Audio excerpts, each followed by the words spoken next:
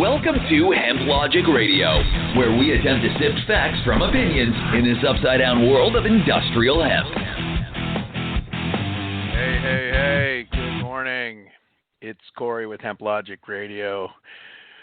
Today we've got Andrew Bish, and real quick, I got to write my little intro down because, as you know, this is what I want to talk about. This is a live show, so when you start the podcast, I usually introduce myself and then tell you that it is a live show. I don't do any editing, and doing live shows can be sometimes challenging. The short story. My first 4 episodes of the radio show was done from the pickup truck. So just like anything else, when you do live things, my guest, Andrew Bish from Bish Enterprises, I was told him to call a couple minutes earlier, and guess what? It's 8:01, and I'm filling airtime in. I need a co-host is what I need. I think that's what I need to find a co-host so we can do banter back and forth, because I think when I get on the radio, I tend to choke up a little bit without having a yin and a yang going back and forth. So kind of waiting on Andrew to call in here, give it a couple minutes. Today we're going to be talking about hemp harvesting equipment. Andrew Bish has been a forefront pioneer for hemp harvest, and it's great to see his business take off.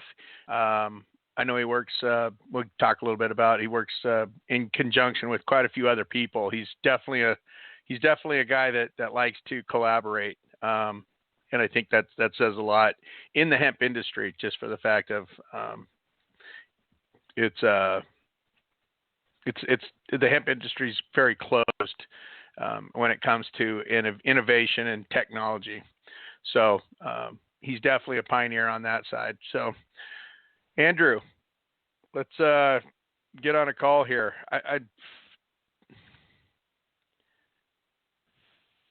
Well, now we're going on 3 minutes.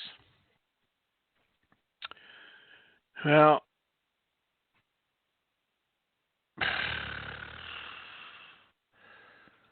man.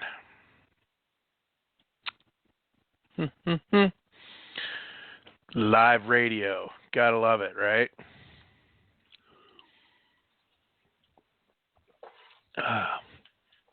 Little Mountain Dew in the morning. Well, it's been 3 minutes. He might have gotten hung up. Probably have to try it again. So, I'm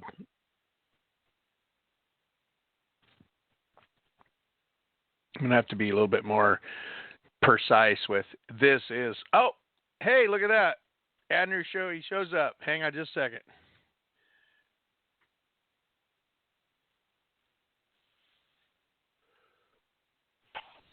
Hey, are you there? Hey, yeah, absolutely. How are you doing, Corey? I was just filling 3 minutes of dead air. I'm okay. Yeah, I apologize. I looked at my clock and I had plenty of time, and then I looked at my clock and I was completely late. So I've done that on the show itself. So actually, I was actually talking a little bit about doing live shows, and I was actually talking about you and everything. Everybody, we've got Andrew Bish from Bish Enterprise. He finally he got on the line with us. One thing about doing what I do with this, Andrew, is that it's all live. I don't do like some of the people will go back and do all the editing, and I don't know. I really like the live site, but doing live shows, this is what we get, and so it's fun and it's exciting, and it's also I don't know how many times. Probably I've got a half dozen shows that just ended up in the trash, but. Anyway, welcome. How's things? Whereabouts are you at nowadays? So I've been pretty well stuck in the local area. Our business is in Giltner, Nebraska, and I was joking with somebody the other day because I go back and forth to work every day and really don't have an issue. And they said, well, what about the quarantine? And I said I've been under quarantine for 38 years. The town that I grew up in has we have 380 people, and I have to go looking to find people. So I don't really have much of an issue in terms of that type of thing. But yeah, we're stuck. We're in the local area here, just and continuing to operate. So. Oh, right on. Okay, so your shop where you guys build your equipment is there in Giltner? Yeah, absolutely. Yeah, we've got two facilities here. They're about a mile apart from each other, but they're just outside of Giltner, literally in a cornfield. I was on my way. I'm actually in Chelan, Washington right now, and I was driving up. I called my mom, and I was trying to convince her that they'd change it from quarantine to quarantine, and she was having none of it. She's like, "It's quarantine, Mom. It's quarantine." Oh, that's funny. But one of the things I was talking about before you got on the line here was, I totally respect what you've done inside the hemp industry, and the reason why the respect is so deep is that, with hemp, it's the innovation and working in collaboration is really, nobody wants to share anything that they're doing. And I think that the industry is going to change, or it has changed, maybe with the collab last year and everything. You could probably see a little bit more people willing to work with you.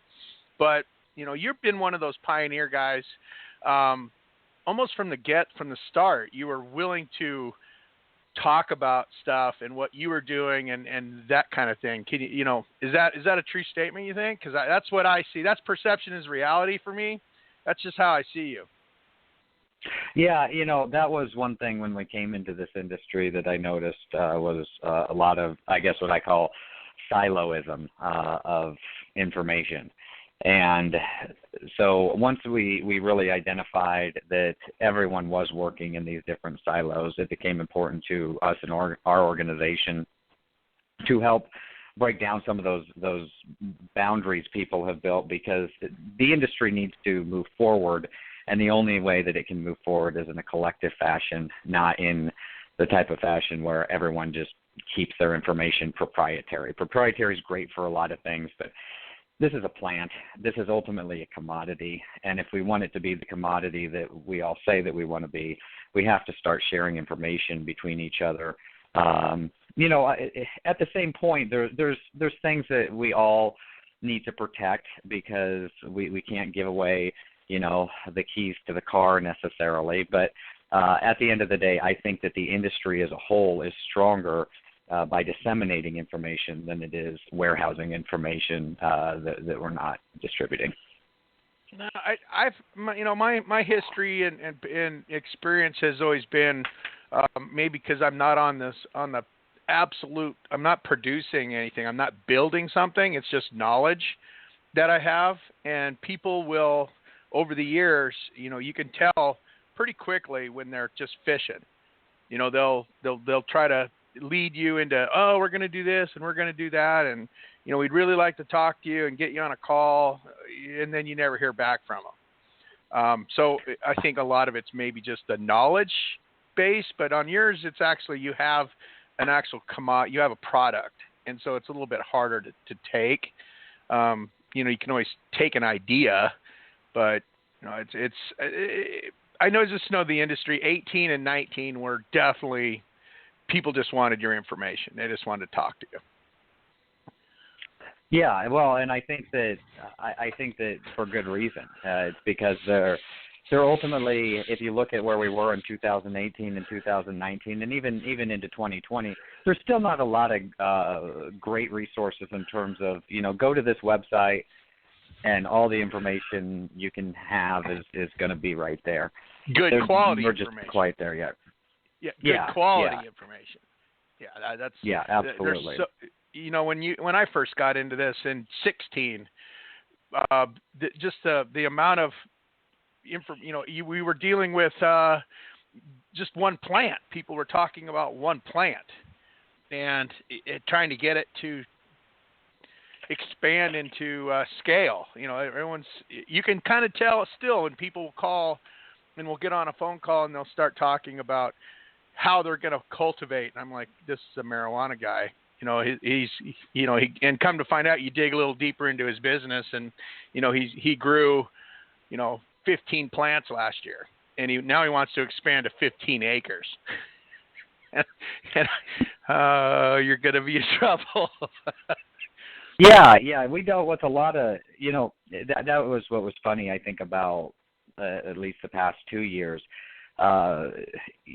People look at this and say cannabis is cannabis is cannabis is cannabis, and while the plant in and of itself might be the same, when you start to scale from a production standpoint, the knowledge base that you have when you're working in a small grow and trying to translate that into acres of 10 to 50 to 100 acres, it just doesn't scale. The small grow, it's impossible to scale that up, and a lot of the consultants, as they called themselves, just didn't have the skill set to be able to transition appropriately.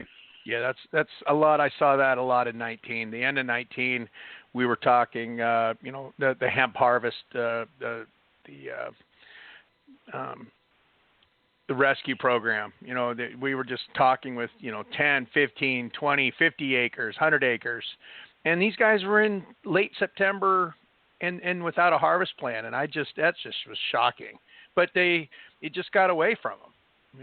They started harvesting, they started cutting down plants, and this isn't working. And to be fair, to all of these people, which they all should have known better too. But sure, when most people went into this in 2019, if you recall, during cultivation season, the price point of CBD was $3.50 a point per pound. So it was still gold mine territory, and caution could be thrown to the wind, and profit margins didn't become something people needed to be concerned about. Where now we turn into 2020, and we did exactly what we needed to do. We turned hemp into an agricultural commodity, and now we're dealing with the consequences of that, which is having to budget your farming practice. Yeah, exactly, and learning. So from start to finish. So it's going to cost this much for land, this much for irrigation, this much for power, and then we've got the operation costs of actually putting a tractor and bodies in the field, and then you start adding from that point all the way through until you actually have something that's a commodity that can be sold, and this is what we have. And if you're not accustomed to doing farm budgets, this is all what exactly are you talking about? Don't you just plant the stuff and so hope it works out. It's my heart goes out to these guys. It really does, and it's I can see it through my emails. I'll send out an email and I'll get people that will unsubscribe, and then you go back and look at where that actually person that came from, and their comments or their first question to HempLogic was, we want to grow 10 acres, and we need help. We need genetics, whatever that is that they needed, but now they're done. They don't want to have any. They don't even want to be in the hemp business anymore. So yeah, it's a little heartbreaking. That is heartbreaking, and I think a lot of that comes from, honestly, when you look in 2019 and you go into the Southeast, what happened in Kentucky and Tennessee was really, to me, the things that happened in those states are a lot of what brought us to where we are today, because there were so many farmers that really were sold the bill of goods, and then had no way of being able to work with the companies that sold them on these ideas to fulfill the contracts that they promised these growers. Well, and that rippled through the market. Exactly, and then come to and then you start to hear whispers of the same actors doing this in Texas, and it's like, did we not learn anything? I mean, these same actors that were going through Oklahoma, Kentucky, Tennessee, and all these other, the states that got buried, and now they're in Texas doing the same exact thing. They changed the name. It's the same people, just different company. Wow. And that's honestly why I get a little bit nervous. People always talk about, well, if you're going to grow this crop, you need to have a contract at the end of the day. You need to have a place that's going to go to. But what I saw in 2019 was that's not what you need to do, because a contract didn't mean anything in 2019. And so the guys that went into it that followed all the advice are still the guys that really ended up getting hurt. And so I tell people, if you want to get into this, you better be able to sit on this thing for at least 3 years. Or you better be able to put in whatever your input costs are. You need to be able to afford to till that under and still sleep at night, because otherwise, we're not in a place where you can just go to the grain elevator and sell this stuff. We're just not there yet, and people need to realize that we're not there. We're not there yet. They can help us get there by doing small grows and doing it wisely, but we're just not there yet. No, you're absolutely correct. It's 2020 is definitely not going to be anything close to 19. I can already see that. That's the writing's on the wall there. Talked to a couple suppliers, and they were like, "Dang it!" And, I was planning on being debt free by the end of June. I was hoping to get this and this and this, and it's just not coming. It's just coming.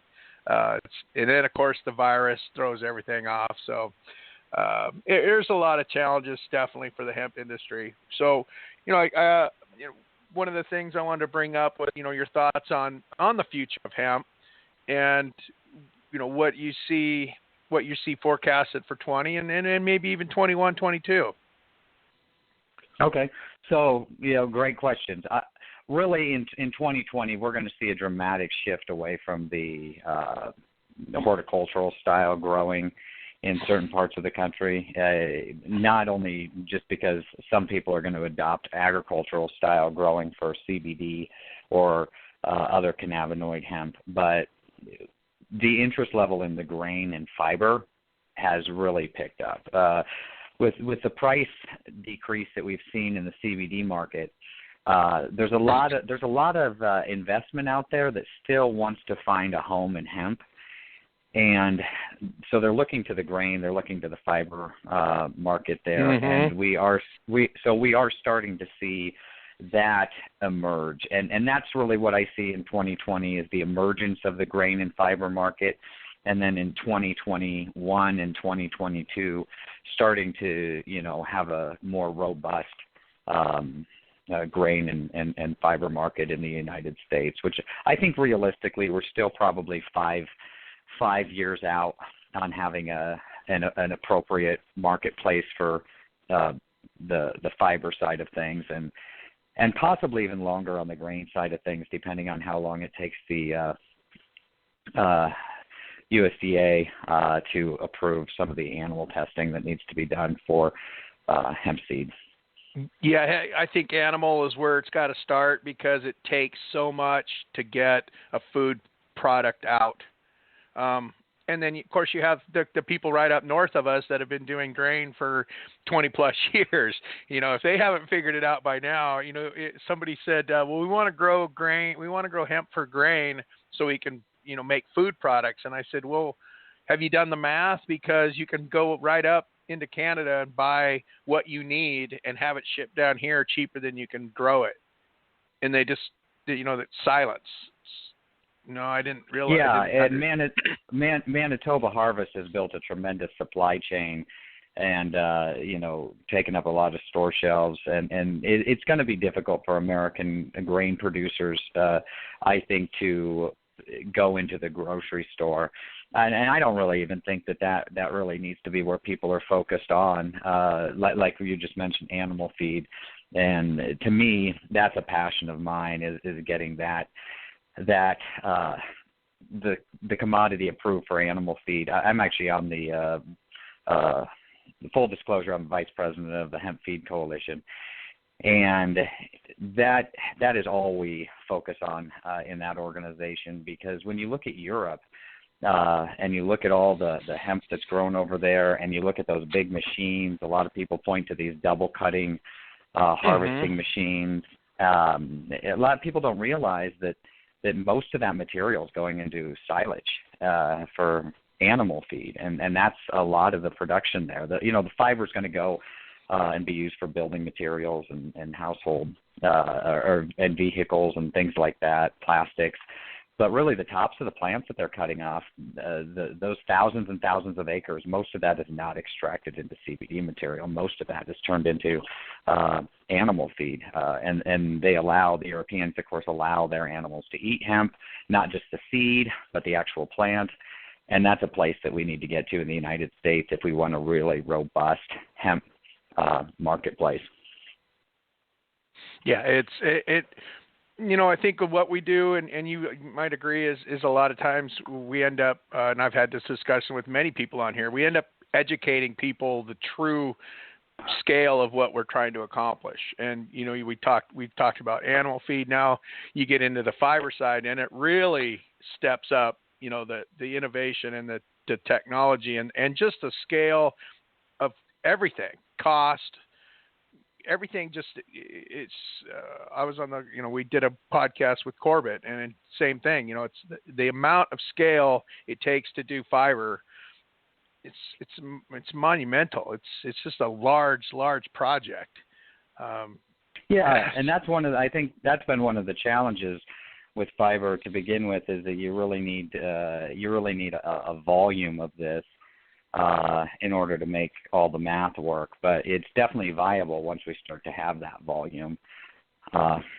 And we've actually been seeing a lot more interest in the fiber market, and thank God for what Corbett's doing out there, being able to provide some of these machines, because just the machines that Formation Ag is putting out are really the machines that are starting the fiber industry in the United States today. Oh, totally. I totally agree. And it's the innovation. It's the innovation, Andrew. You guys, you two having a conversation about something, and then it turns into something else, and then one person hears one thing, and there's I don't know, probably a half dozen people trying to do this on a small scale, and these people, it's everything's going to go and come together in a collaborative fashion, and somebody's going to really knock this, get it going. But he's, you're right, he's selling these smaller machines, allowing people to at least try and get this thing moving in a direction that's positive. So because the reality is there are some markets that we can take and turn this fiber into certain products today. And the more people that start to take advantage of that, the more demand is going to be needed for that, and then we can produce more supply, and then people are going to get smarter, and they're going to find another use for it, and then they're going to need the demand will increase, and then we'll have to increase some supply. And so, I'm really excited where we're going from a fiber standpoint, and I'm happy to be working with some of the people that are helping to kick it off. I saw a video yesterday. It was on LinkedIn, and it was a short 18-second video, and it was just piles of. He said it was decorticated, but I was looking at him going, well, I think he took some stalks from a CBD harvest and sent them through something. I don't know, but that's a big mess, is what you got there. But it was only 18 seconds long. It was only 18 seconds long, and it was piles of, ratted up hemp. And I thought to myself, and this is something that I've seen over the years, is when people don't show the process, there usually isn't one. And that's fair. when the video's not 3 minutes long, something's wrong. Yeah, I always get nervous about hype videos as well, because you never get to see what is actually happening here. And as a person that's done a number of videos for products, and we, of course, Corey, we do put out products that actually work.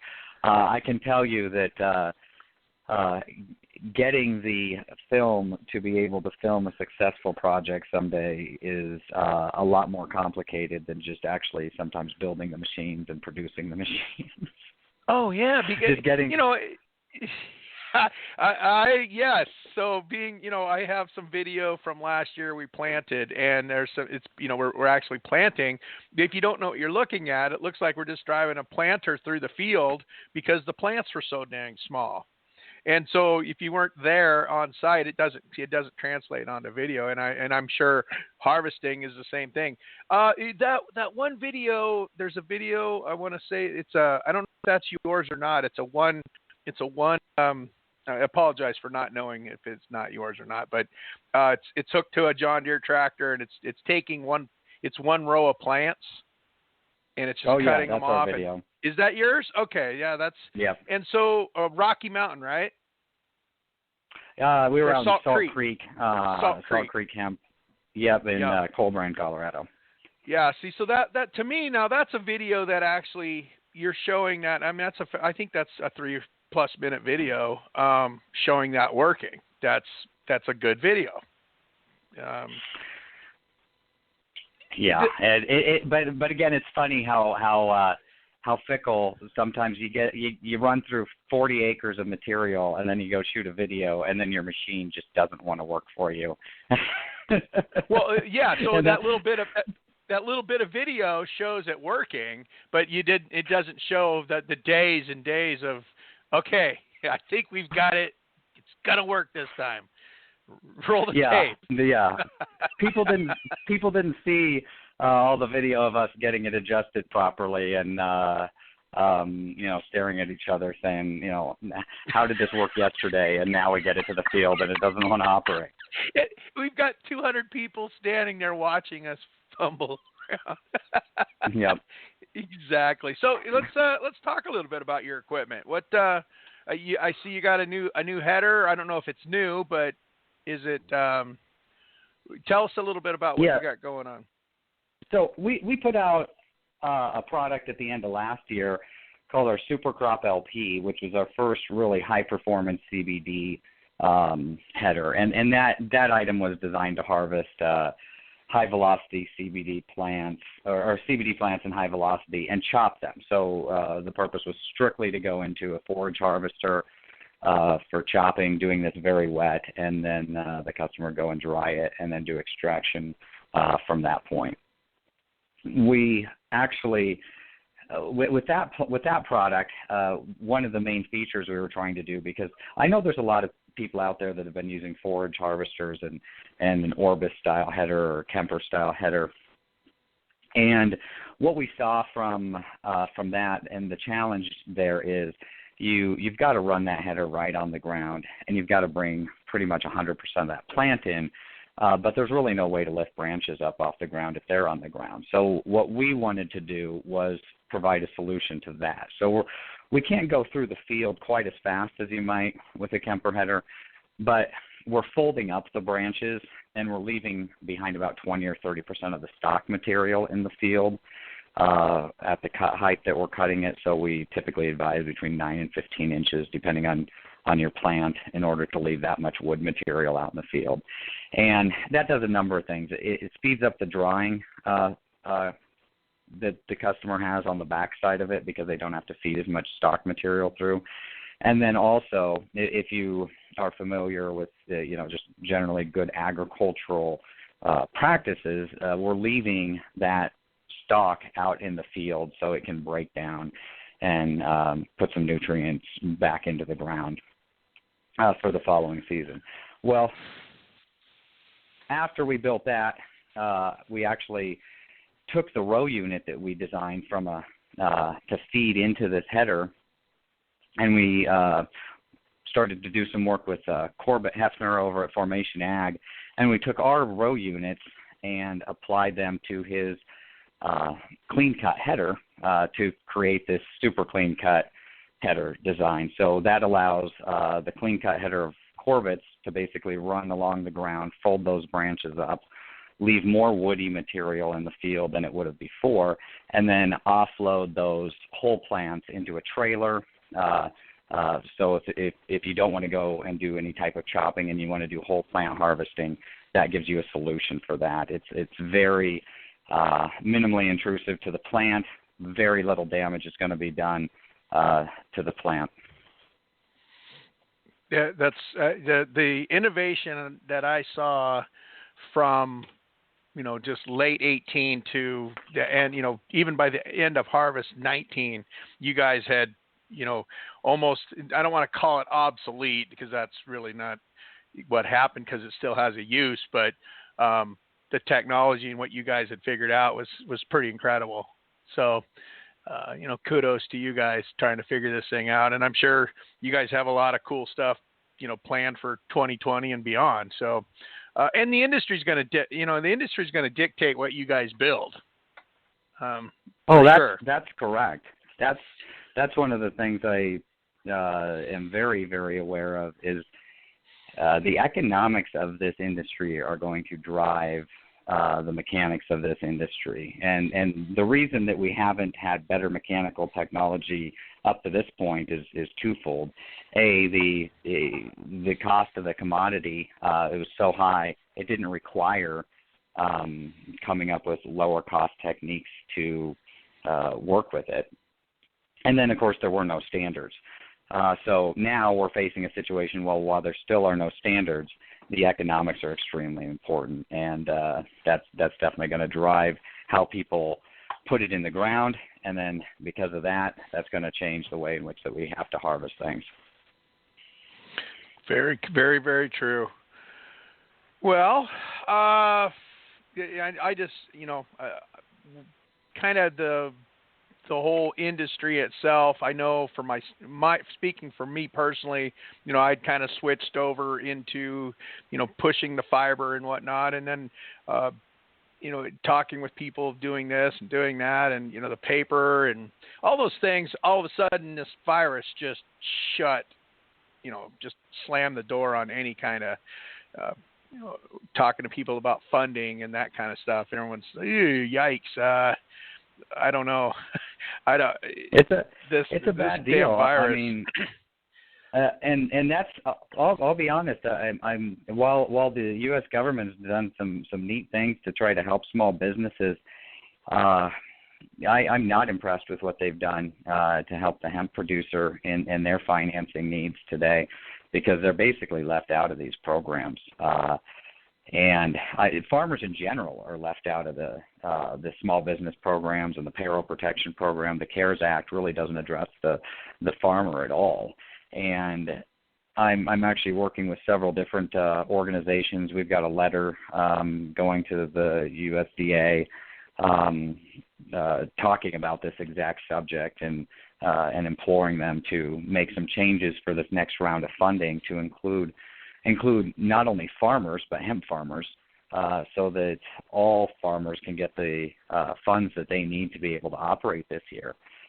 I saw a couple posts you made on LinkedIn and a video that you did, and I know you've gotten a lot of flack, but I know how important it is that people stay safe during this time, but the reality is we have to help farmers produce. We have to, the people that are involved in farming today are the people that produce the food that everyone eats. And I don't know if maybe sometimes we forget about that because most of the people go to a grocery store and they have no interaction with the farmer. They have no interaction with that supply chain. So, who cares if this small farm goes out of business or that small farm? They just go to the grocery store. That's where things come from. Milk comes from the grocery store. It comes from a carton. There's a disconnect from the fact that the milk comes from the cow. And we got to be looking at taking care of these producers, because as we come out of this virus situation, out of this pandemic, ideally, hopefully, we come out of it here very soon. that's going to be the next catastrophe we have on our hands, is where is America going to get the food? Yeah, and that's something I was, it's interesting how I am is, I'll take something and I'm passionate about it, and I'll do it before I think about it. And so I did that video, and then I did one take. I screwed up the intro, and I went back. The second take is what got posted. So there's not a whole lot of thought process behind it. And I went back and I was rambling. It took me 30 seconds to get my feet underneath me, and then my thoughts started to roll. But bottom line is, I just gotten off the phone with a buddy of mine that's a dairy farmer, and he's dumping milk. And of course, I was born and raised on a dairy farm, so it hit me, really made me mad. And then Shay Myers dumped 1 million pounds of onions literally that same morning.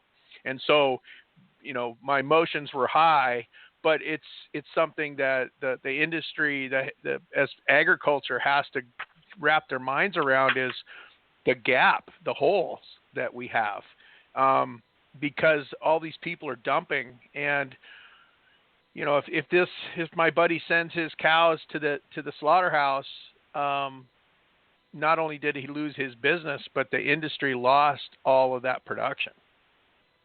And that's just one supplier, so. Oh, absolutely. You can, you heard, you're close enough to Wisconsin. I know that you heard about all the dairy farms coming out of Wisconsin that went down in 19. What is this going to, I just can't even imagine. Wisconsin's going to be a ghost town. And that used to be one of the biggest suppliers of milk in the country. It's really sad. And not only, not only did the dairies go away, but, for most of America, these small farms, or even large farms now today, or these dairies, they're a family. It's not it's not a retail shop that opens or closes. These are families that sometimes have multi-generations into this. And so it's not the failure of just a business. It's the end of a multi-generational program sometimes, and that's much more difficult to walk away from than I think the average job might be to somebody. Well, because number one, it's not, okay. When you're dealing with animals, that makes a different spin on losing a business, because you actually you're attached to these animals. So for people that don't know, when you're on a dairy farm, that's 24/7, 365. And so when you lose that, and you have to pack up your animals that you've been taking care of for 2 decades, you have generational. So you have animals that you remember that the mother 20 years ago, you bought the mother, and now you're loading up their great granddaughter and taking them to slaughter. Yeah. This, and so it's I just don't even like talking about it. It's just like it gets me pretty upset. So these farmers, they're losing their livelihoods, they're losing all these things, and there's really no,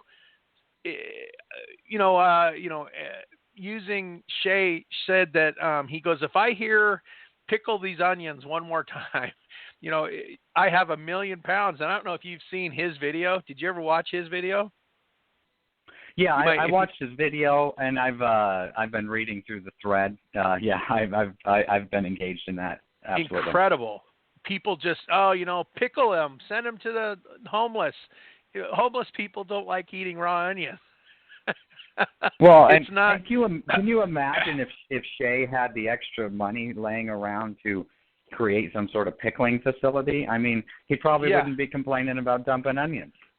But then again, you have the pickled onions. Now you have 1 million pounds of pickled onions that has no market for it. And now the process still continues to move on. So now all you did was you took and you spent all this capital trying to figure out how to save these 1 million pounds, when in fact that the process and time just rolled over it. It just keeps going. Time goes. And it's because of just a general lack of acceptance from some of the people that are viewing this, that this just is the way that it is. This is going to be the consequence. They're going to have to dump these onions, and then they're going to have to, dispose of that waste. And, they talk about, well, it's turning into methane gas. Well, I guess, what do we do then? Do we just stop growing food and we all die so we don't ruin the world? I mean, we got to be smart about what we're doing. And these farmers, I haven't ran a lot. I don't typically run into a lot of farmers that are acting with nefarious purposes. These guys are good guys trying to make a living for their family and trying to produce food for the United States. And when I see these negative comments or how smart everyone is relative to the farmer, it gets really, really aggravating. I mean, and I know that where you live and how you grew up around farmers, that this is personal. It becomes personal because people are attacking your livelihood, your friends, and because they don't want to take the time to understand the actual problem. And you know what? There's not a solution. There isn't a solution because we would have already done it. But they come on to a post and they come on to a thread and they start calling us capitalist pigs and, you don't care about people. You only care about money. Do you even have an idea of who you're talking to? It's like this isn't. It really gets me going, and then they want to bring politics in it, which really sends me off into the deep end. Just leave your politics. Let's leave the politics out of this. Let's talk about policy, and I'll have that discussion with you all day long. But blaming somebody because you don't like them or you don't like and then understand the problem first, and then let's have a discussion.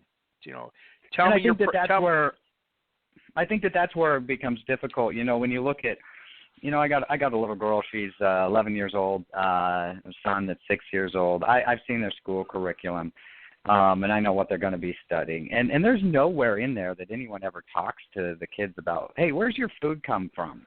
What does the supply chain look like to make sure that you have these different products? And so I think naturally people grow up with a disconnect because it's not something as a country we've thought was important to educate people on. Andrew, my dad used to do field trips to the dairy. So I think fifth grade, the schools would bring out the fifth graders out to the dairy farm, and they'd tour the dairy and watch cows get milked, and time and time again they always asked, where are the brown cows at? That's, we're talking fifth graders, but up to that point, they're fifth grade, and they still think chocolate milk comes from brown cows. Yeah. It's not that a fifth grader should know, but obviously the fifth grader should know that milk comes from a cow, not from the store. Yeah, and that's just you can see the disconnect when you see how they're reacting to that they just haven't had the appropriate education. So yeah, I think that's what we have to do is make sure that that's one of the things I think we can do as a country is come out of this and better educate our younger population as to how supply chains work. How does the country around you function? So that they have some semblance into that, so that they don't feel like everything's disconnected and everyone is working against each other, because that's not who we are as a country. We are a country that tries to come together, and in the middle of that, there's people that do the wrong things. But for the most part, most people, in my opinion, get up every day to try to do a good job and to try to contribute something positive. I totally agree, and I think when this is all done, and we get some sort of sense, hopefully we don't see $20 a gallon milk in the store, but it's a possibility that it could happen, depending on how far down we keep dragging this down. Hopefully we don't see that, but there is a possibility. But I do think when we get out of this, that people will have a different different look at what farmers are. I think farmers got pushed, and I love the memes like, oh, farmers and mechanics and welders and all that stuff. They're important people too, right? You forgot about us. All of a sudden, we're now important. I hope that we come out of this and we all have a better appreciation for everything everyone does. That would be a positive. Well, I think there's a little bit more pain that we have to go through, unfortunately. That's just my opinion. I think there's a little bit more, depending on who you talk to, whether you're half glass full or empty.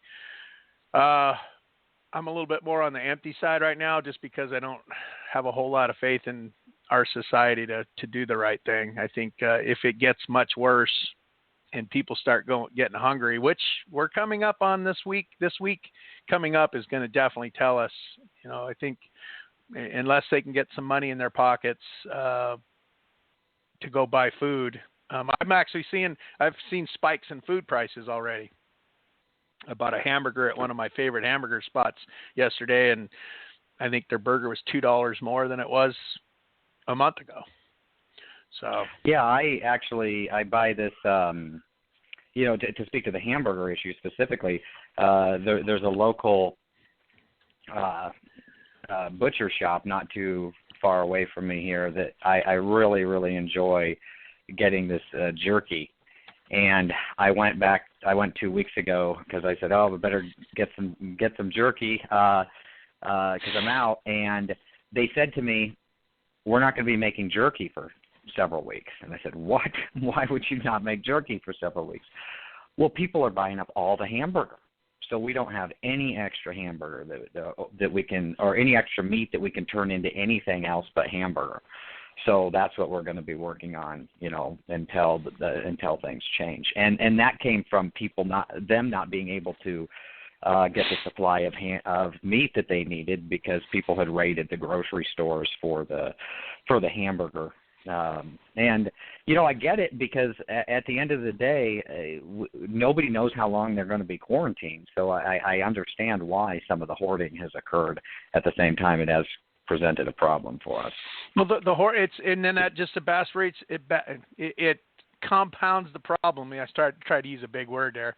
It compounds the problem of the supply chain because now you've hoarded all this stuff, and then the farmers are holding back, and they're doing all these things trying to survive, and it just makes the hole that much bigger, which is going to, and it's a mindset. So you walk in the store, and the store shelves are empty, not realizing that, food, give it a couple weeks and we'll get back to normal. But what it does, it makes the mentality going, we're in trouble. There's no more food, hoard.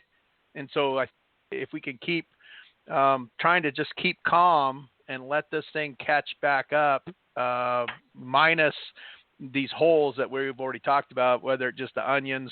Think about the onions being dumped and what the cause of all the products, dairy and produce. When you dump something, it has a chain reaction on everything else. So if you have cheese, you can't put cheese into a product because you don't have the cheese anymore. You can't put the onions in the product because there's onions are dumped in a ditch somewhere. It's going to be, the next month is definitely going to be interesting. So, oh boy. Yeah.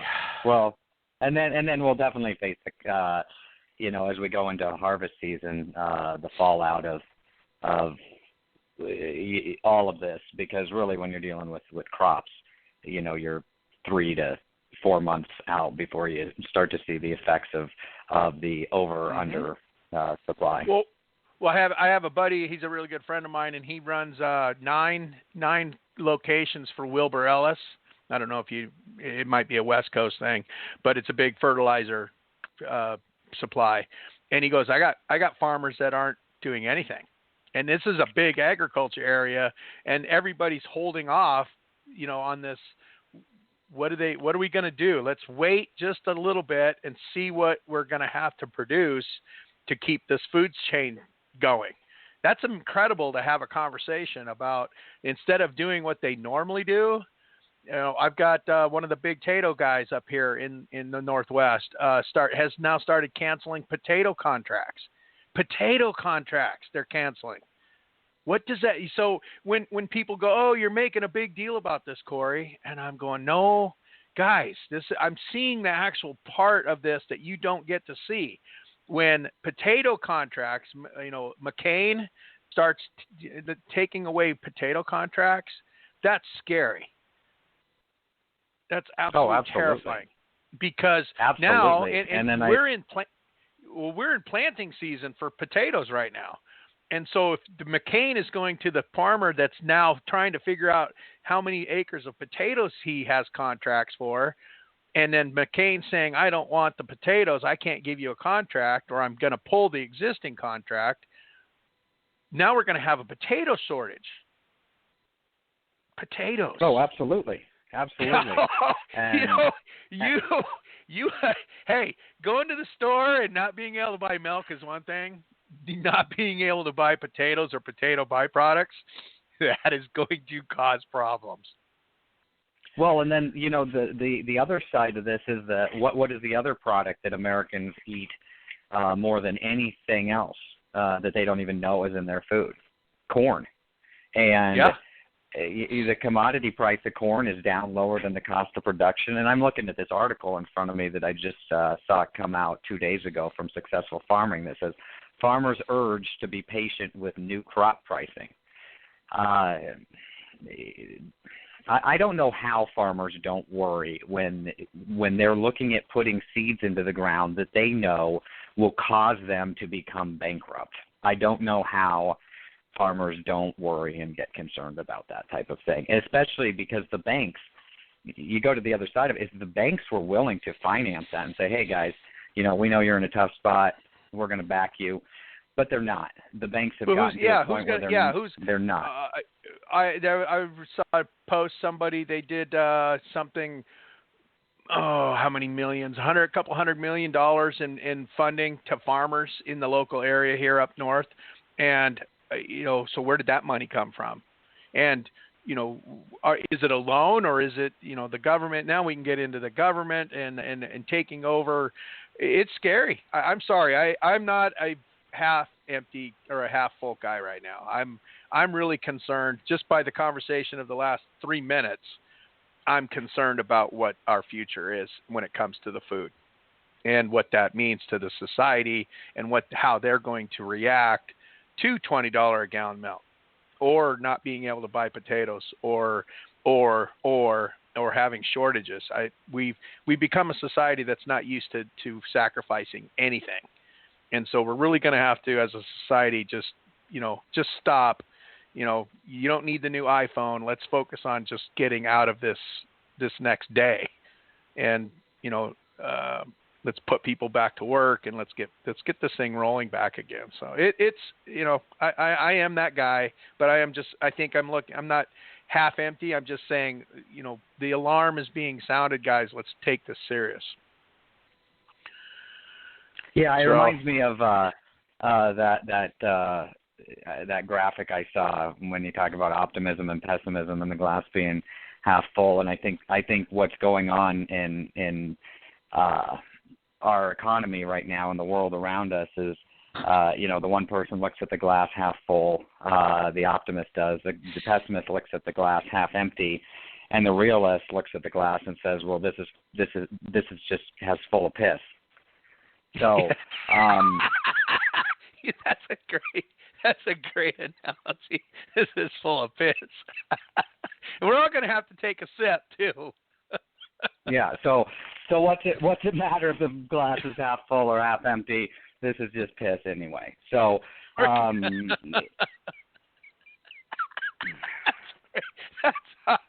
I haven't heard that one. That's great. Oh man, you made my day on that one. I might have to use that one. That one's good.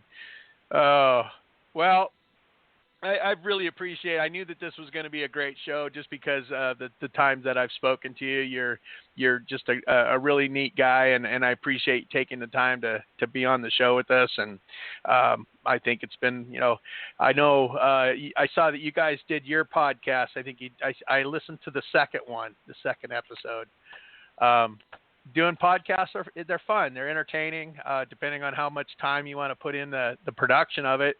Obviously, I'm not interested in the production, side of things. I like just doing things a little raw. But you guys did your podcast, and it's fun. I enjoy doing it. Yeah, we've done a couple of them. It's been a good time. I can say our format is not this format, and I do think I enjoy your format here, Corey. It's been a good time today. Well, great. Once again, I thoroughly and appreciate you coming on with us, and we will definitely have to do it again. Maybe when things slow down, maybe next the end of the fall, we'll get back on, and we'll have to hear about Hemp Harvest and how it went, and the things that we learned, and things we can go into 2021 with. Where do I find this podcast? I will. I'll post it on LinkedIn, and I can send you the link to the broadcast once it's live, because it'll go live like 2 or 3 minutes after it's done. It'll be going in, and then it populates. It's crazy how fast it'll be on Apple iTunes by the end of the day. That's exciting. I'll make sure to go in and give myself a listen. Well, yeah, the first 3 minutes is a lot of me. I swear I almost bailed. I was like, it's because it hit the 3 minute mark, and usually if it's not 3 minutes, and then I think you came in at right at the halfway between 3.5 minutes. So anyway, well, great having you on here. I really appreciate it. We had Andrew Bish from Bish Enterprises, and look it up. His website. Oh, by the way, I went to your website. I think you got a 522 error on your website. Oh yeah, we had a web server in Kansas City went down, and that's getting resolved. Okay. You got your Hemp Harvest Works comes up, but your actual Bish Enterprises is not. So yeah, we got them on 2 different servers. Yeah. Boy, the internet, it'll eat your lunch if you let it. So, all right. Well, I'll let you go. Have a great rest of your day, and it's been a great show. I appreciate you. Yeah, thank you. Thanks for everything you're doing, Corey. No problem. Thank you. Appreciate it. All right. Bye. All right, guys. If you're still here after listening to that, I totally appreciate you sticking with us. Apologize for the first couple of minutes, but that's what happens when you do a live show. You guys have been great. Thank you for listening. If you'd like to be on the show, hit me up with at radio@HempLogic.com, and let's see if we can get you on. It's fairly easy. Just got to get you scheduled and have you call in, and we can have a chat just about anything we want to do. You guys have a great rest of your day, and you guys take care. Have a good one.